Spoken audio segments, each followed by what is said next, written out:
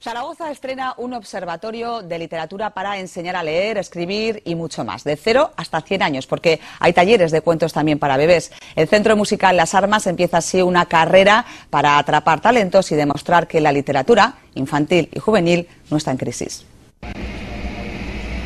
Aquí en Las Armas están armando todo un espacio dirigido a la literatura infantil, pero para todo tipo de público. Junto a la Sociedad Atrapavientos van a observar cómo leemos y aprendemos a escribir. Y empiezan ya la próxima semana con talleres. Talleres donde los protagonistas, los alumnos, eran los chavales desde 5 o 8 años, pero incluso también vamos a poder ofrecer sesiones de cuentacuentos para bebés, que es algo que está un poco emergiendo ahora. Milagros de la literatura. Los niños, esas pequeñas esponjas a los que les gusta imaginar, van a tener ahora maestros para escribir y contar sus propios cuentos. Tendrán autores como María Teresa Andrueto, Premio Andersen, David Lozano o Begoña Oro. Talleres que abarcan todo tipo de disciplinas, hasta los que quieran innovar con la arquitectura para construir minilibros.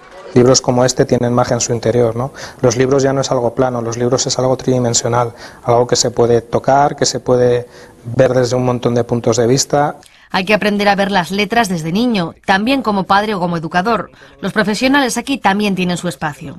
Queremos ser un centro importante, un centro referente donde pues profesionales incluso de medios escritos en general, desde lo que puede ser prensa o lo que la propia literatura en sí o las propias narrativas den por sí, pues aquí puedan también adquirir formaciones. Periodismo infantil, narrativa digital o encuadernación. El observatorio coordinará todas las actividades. Lo llaman talleres globales. Quién sabe si ya encuentran algún talento.